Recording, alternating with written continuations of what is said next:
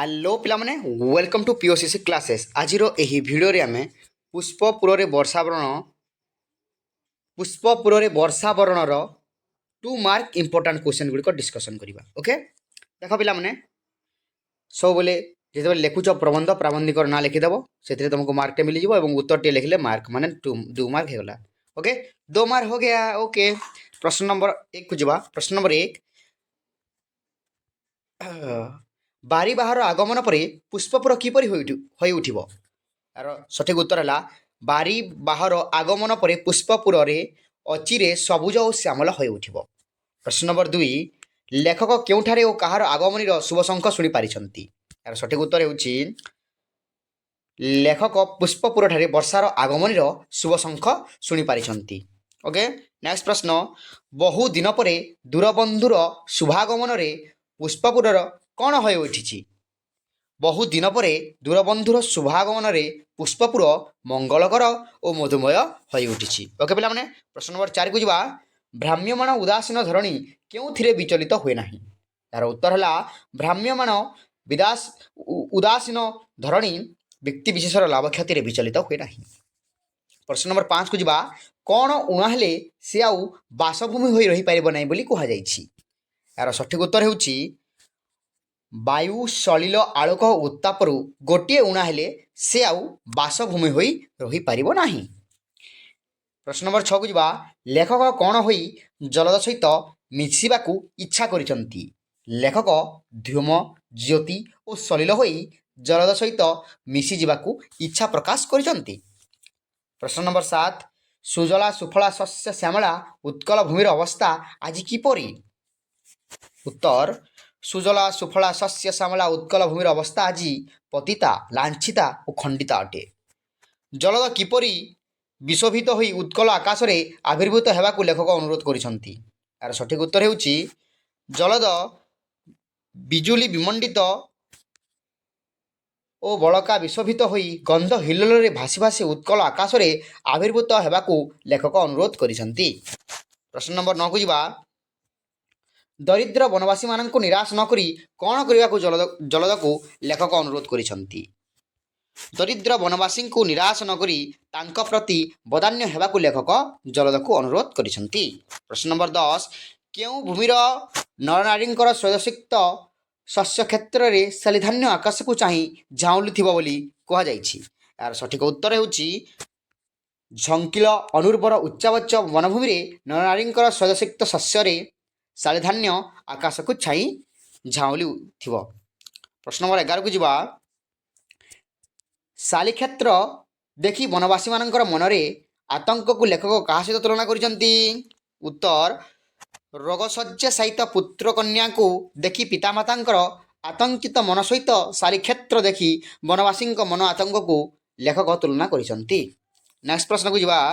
और नेक्स्ट प्रश्न है जलद कौन शुणी ओ कौन देखी वनवासी मानकर ग्रामर सीमा जानी परिबो।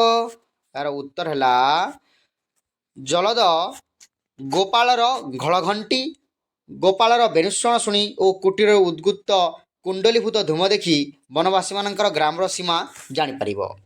प्रश्न नंबर 13 जलदर भाग्य थिले क्यों कथा आखिरे पड़ीजिबो बोली लेखक कहिसंती। उत्तर जलदर भाग्य थिले पार्वत्यांचल संकीर्ण पथरे श्रेणीबद्ध नरनारी मानकर प्रभावटीए ता आखिरे पड़ीजिबो। प्रश्न नंबर 14 क्यों माने निर्झर परी गति करथुबे बोली कहा जायछि। यार उत्तर है वनभूमिर अग्रसर नव युवक युवती मानकर बेणुस्वन अनुकृति रे ललना कंठर ऐकतानिक ललित स्वर रे वनभूमि को भसाई वनवासी माने निर्झर परी गति करुथे बोली कहा जायछि। बारीबाह ए समस्ते तोर बांधवी कहा प्रसंग रे कहा जायछि। उत्तर है सुबलित तनुलतारे वन पुष्प भरा गभार शोभा धारण करी संकीर्ण बंधुर वज्र गिरिपथ को संगीत मुखर करी जाउथुबा वन प्रदेश रे नारी माने समस्ते बारीबाहर बांधवी बोली कहा जायछि। प्रश्न नंबर 16 वनवासी नारीगण जलद को अपरिचित जानिले कौन बोली कहा जायछि। माने वनवासी नारीगण जलद को अपरिचित जानिले कौन करिवे बोली कहा जायछि। ओके उत्तर है ବନବାସୀ ନାରୀମାନେ ଜଳଦକୁ ଅପରିଚିତ ବୋଲି ଜାଣିଲେ ଉଚ୍ଚ ହାସ୍ୟରେ ବନଭୂମି କମ୍ପାଇ ଦେବେ ବୋଲି କୁହାଯାଇଛି। ମାନବ ଜୀବନର ପରମ କାମ୍ୟ କ'ଣ ବୋଲି ଲେଖକ କହିଛନ୍ତି? ସ୍ୱେଦାର୍ଚିତ ଧନରେ ଉଦର ପୋଷଣ, ସୁନ୍ଦର ସ୍ୱାସ୍ଥ୍ୟ ଓ ନିର୍ମଳ ମନ ମାନବ ଜୀବନର ପରମ କାମ୍ୟ ବୋଲିକିରି କୁହାଯାଇଛି। ଓକେ ପିଲାମାନେ,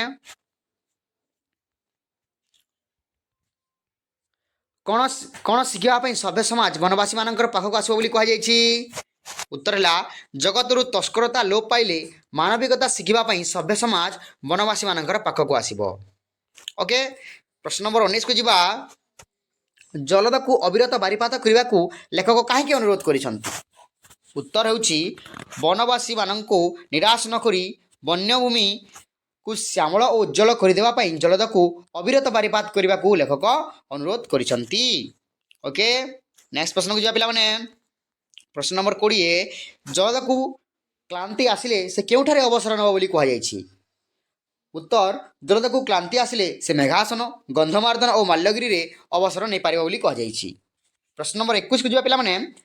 କାହାର ମହାସଙ୍ଗୀତ ସଭ୍ୟ ଜଗତ ଶୁଣି ନାହିଁ? ମେଘାସନ, ଗନ୍ଧମାର୍ଦ୍ଦନ ଓ ମାଲ୍ୟଗିରିରେ ଅବସ୍ଥିତ ଗିରି ସଂକୁଳ ମହାବନର ମହାସଙ୍ଗୀତ ସଭ୍ୟ ଜଗତ ଶୁଣି ନାହିଁ। କାହାର ଅସରନ୍ତି ରତ୍ନଭଣ୍ଡାରକୁ ଆଜି ଯାଏ କେହି ଖୋଲି ନାହିଁ? ମେଘାସନ, ଗନ୍ଧମାର୍ଦ୍ଦନ ଓ ମାଲ୍ୟଗିରିର ନିଘଞ୍ଚ ବନାଞ୍ଚଳରେ ଥିବା ଅସରନ୍ତି ରତ୍ନଭଣ୍ଡାରକୁ ଆଜି ଯାଏ କେହି ଖୋଲି ନାହିଁ। 23 ନମ୍ବର ପ୍ରଶ୍ନ, ମହାବନର ମହାସଙ୍ଗୀତ ଶୁଣିଲେ ମନ କେଉଁଠିକୁ ଚାଲିଯାଏ? ଏହାର ଉତ୍ତର ହେଲା ଅନାଦି ଯୁଗର ମହାଜନର ଉଦାର ସଙ୍ଗୀତ ଏହାର ବକ୍ଷରେ ମିଶିଯାଏ। ଓକେ, ସରି ପିଲାମାନେ, ଏଇଟା ଉତ୍ତର ଟିକେ ଭୁଲ ଅଛି। ମହାବନର ମହାସଙ୍ଗୀତ ଶୁଣିଲେ ମନ ଅନାମୟ ଧାମକୁ ଚାଲିଯାଏ। ଓକେ, ଘନ କ'ଣ ଦେଖୁ ସ୍ତମ୍ଭିତ ହେବ ବୋଲି କୁହାଯାଇଛି? ଉତ୍କଳବାସୀ ଭାଗୀରଥୀ ତୀରରେ ବସି ପିପାସୀ ଓ ରତ୍ନ ସ୍ତୂପରେ ବସି ଉପବାସୀ ଥିବାର ଦେଖି ଘନ ସ୍ତମ୍ଭିତ ହେବ ବୋଲି କୁହାଯାଇଛି। ପ୍ରଶ୍ନ ନମ୍ବର 15, ତନ୍ମୟୀ ମହାନଦୀ ଉପଳ ଶଯ୍ୟାରେ ଯାଉ ଯାଉ କ'ଣ କରେ? ତନ୍ମୟୀ ମହାନଦୀ ଉପଳ ଶଯ୍ୟାରେ ଯାଉ ଯାଉ ତୀର ବେଶରେ ସ୍ୱର୍ଣ୍ଣରେଣୁ ଢାଳି ଦିଏ ଓ ନରନାରୀଙ୍କ ଦେହରେ ନବଲାବଣ୍ୟ ବୋଲି ଦିଏ। ପ୍ରଶ୍ନ ନମ୍ବର 26, କ'ଣ କାମନା କରି କଟକକୁ ଶ୍ୟାମଳ କରିବାକୁ ଲେଖକ ଅନୁରୋଧ କରିଛନ୍ତି? ଉତ୍କଳର ମହାନିଶାରେ ଯେଉଁ ଜ୍ଞାନଦୀପ ଜଳୁଥିଲା ତାହା ଅଖଣ୍ଡ ରହୁ କାମନା କରି କଟକକୁ ଶ୍ୟାମଳ କରି ଦେଇ ଯିବା ପାଇଁ ଲେଖକ ବାରିଦକୁ ଅନୁରୋଧ କରିଛନ୍ତି। ଓକେ, ନେକ୍ସଟ ପ୍ରଶ୍ନକୁ ଯିବା। କ'ଣ ନ କଲେ ବାରିବାହାର ଉତ୍କଳ ଭ୍ରମଣ ସାର୍ଥକ ହେବ ନାହିଁ? ଏହାର ଉତ୍ତର ହେଉଛି କଟକରୁ ଦକ୍ଷିଣାଭିମୁଖରେ ଯାଇ ଥରେ କୋଣାର୍କର ଚାରୁଚୂଡ଼ା ଚୁମ୍ବନ ନ କଲେ ବାରିବାହାର ଉତ୍କଳ ଭ୍ରମଣ ସାର୍ଥକ ହେବ ନାହିଁ। କୋଣାର୍କ ପଥରେ ଯାଉ ଯାଉ କ'ଣ ଦେଖି ବାରିବାହ ଚକିତ ହୋଇଯିବ ବୋଲି ଲେଖକ କହିଛନ୍ତି। ତାର ସଠିକ ଉତ୍ତର ହେଉଛି କୋଣାର୍କ ପଥରେ ଯାଉ ଯାଉ ପଥ ମଧ୍ୟରେ ଅଗଣିତ କୀର୍ତ୍ତିରାଜି ଦେଖି ବାରିବାହ ଚକିତ ହୋଇଯିବ। କୀର୍ଷି ଲେଖାଯାଇଛି ପିଲାମାନେ, ତାହା କୀର୍ତ୍ତି ଅଟେ। ଓକେ, ବାରିବାହ ଧୀର, ଗମ୍ଭୀର ଓ ରାଜଲୀଳା ଗତିରେ ଗଲାବେଳେ କ'ଣ ତାର ଗତିପଥରେ ଭାସି ଉଠିବ ବୋଲି କୁହାଯାଇଛି? ବାରିବାହ ଧୀର, ଗମ୍ଭୀର ଓ ରାଜଲୀଳା ଗତିରେ ଗଲାବେଳେ ମୋହଦଧିର ତୁଙ୍ଗ ତରାବଲିକୁ ଜଡ଼ିତ ହେଲା ଭଳି ବହୁ ଦୂରରୁ କୋଣାର୍କର କୃଷ୍ଣଚୂଡ଼ା ତାର ଗତିପଥରେ ଭାସି ଉଠିବ। ଓକେ ପିଲାମାନେ, ଜିନିଷ ଟିକେ ନେଇ ଯାଅ। ନେକ୍ସଟ କ୍ୱେଶ୍ଚନକୁ ଯିବା। କୋଣାର୍କ ଏକାବେଳକେ କାହାରି ବାର୍ତ୍ତା ଓ ଗାଥା ଆଣିଦେବ ବୋଲି ଲେଖକ କହିଛନ୍ତି? ଏହାର ସଠିକ ଉତ୍ତର ହେଉଛି କୋଣାର୍କ ଏକାବେଳକେ ଅତୀତ ଉତ୍କଳର ବିପୁଳ ବିଭବର ବାର୍ତ୍ତା ଓ ଅତୁଳିତ ଲଳିତ କଳାର ଛନ୍ଦମୟ ଗାଥା ଆଣିଦେବ। ମୁକ ମନ୍ଦିର କୋଣାର୍କର ମୁଖ ଫିଟିଲେ କ'ଣ ହୁଅନ୍ତା? କୋଣାର୍କର ମୁଖ ଫିଟିଲେ ଜଳଦକୁ ସେହି ଉତ୍କଳର ଅତୀତ ବିଭବର ଗାଥା କହି ବିଜନ ବେଲାକୁ ମୁଖରିତ କରିଦିଅନ୍ତା।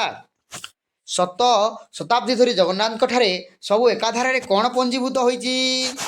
ଉତ୍ତର ହେଉଛି ଶତାବ୍ଦୀ ଧରି ଜଗନ୍ନାଥଙ୍କଠାରେ ଏକ ଧାରାରେ ଶାନ୍ତି, ମୈତ୍ରୀ, ମୁକ୍ତି, ଭକ୍ତି ଓ ଭୀତ ପୁଞ୍ଜୀଭୂତ ହୋଇ ଆସିଛି। ନୀଳାଚଳ ନାଥ ଆଜିକାଲି କ'ଣ ବାଣ୍ଟି ନେଇ ନିଜେ କାଙ୍ଗାଳ ହୋଇ ବସିଛନ୍ତି?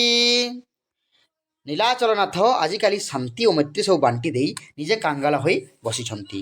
ନେକ୍ସଟ ପ୍ରଶ୍ନ, ବାରିବାହାର ଭୀମରୂପ ଦେଖି କେଉଁମାନେ ବାତାୟନ ପଥ ଛାଣି ଚାଲିଯିବେ ବୋଲି କୁହାଯାଇଛି? ଉତ୍ତର ହେଉଛି ବାରି ବାହାର ଭୀମରୂପ ଦେଖି ନୀଳାଚଳ ଭୀରୁ ଲଳନା ମାନେ ବାତାୟନ ପଥ ଛାଡ଼ି ପଳାଇଯିବେ। ବାରିବାହ ନୀଳାଚଳ ଠାରୁ ଆରମ୍ଭ କରି ଉତ୍କଳର କେଉଁ ଅଞ୍ଚଳ ପର୍ଯ୍ୟନ୍ତ ବ୍ୟାପି ଯାଇ ତା କର୍ମ ଶେଷ କରିବ? ଉତ୍ତର ହେଲା ବାରିବାହ ନୀଳାଚଳ ଠାରୁ ଆରମ୍ଭ କରି ଚାରୁ ଚିଲିକା ବକ୍ଷ ଦେଇ ସମଗ୍ର ଉପକୂଳ ଓ ମାଳ ଅଞ୍ଚଳ ପର୍ଯ୍ୟନ୍ତ ବ୍ୟାପି ଯାଇ ତାର କର୍ମ ଶେଷ କରିବ। ଓକେ ପିଲାମାନେ, ତ ଏହା ଥିଲା ତୁମର ମୋଷ୍ଟ ଇମ୍ପୋର୍ଟାଣ୍ଟ 35ଟି କ୍ୱେଶ୍ଚନ୍ ପିଲାମାନେ। ଏଇ 35ଟି କ୍ୱେଶ୍ଚନ୍ ବାହାରିନି ଆଉ କୌଣସି କ୍ୱେଶ୍ଚନ୍ ହିଁ ନାହିଁ ପିଲାମାନେ। ଓକେ, ଭିଡ଼ିଓକୁ ଷ୍ଟାର୍ଟିଂରୁ ଏଣ୍ଡିଂ ପର୍ଯ୍ୟନ୍ତ ପିଲାମାନେ ଦେଖିଥିବାରୁ ବହୁତ ବହୁତ ଧନ୍ୟବାଦ। ଏବଂ ଏଇ କ୍ୱେଶ୍ଚନ୍ ମାନେ ତୁମେ ନିଜର ଖାତା କଲମରେ ଲେଖିଦିଅ ପିଲାମାନେ, ଏହା ହିଁ ଏକ୍ଜାମ୍ରେ ଆସିବ। ଓକେ ପିଲାମାନେ, ବହୁତ ବହୁତ ଧନ୍ୟବାଦ। Wish you all the very best for your board exam. ଏମିତି ଭିଡ଼ିଓ ସବୁ ଦେଖୁଥାଅ ଏବଂ ଏହି ଭିଡ଼ିଓ କେବଳ ତୁମମାନଙ୍କ ପାଇଁ ଆଣିଛୁ ପିଲାମାନେ, ତେଣୁ ଭିଡ଼ିଓକୁ ଟିକେ ତୁମ ସାଙ୍ଗମାନଙ୍କୁ ସେୟାର କରିଦେବ। ଓକେ ପିଲାମାନେ, ଠିକ୍ ଅଛି, ରହିଲି। ଜୟ ମା ସମଲେଇ।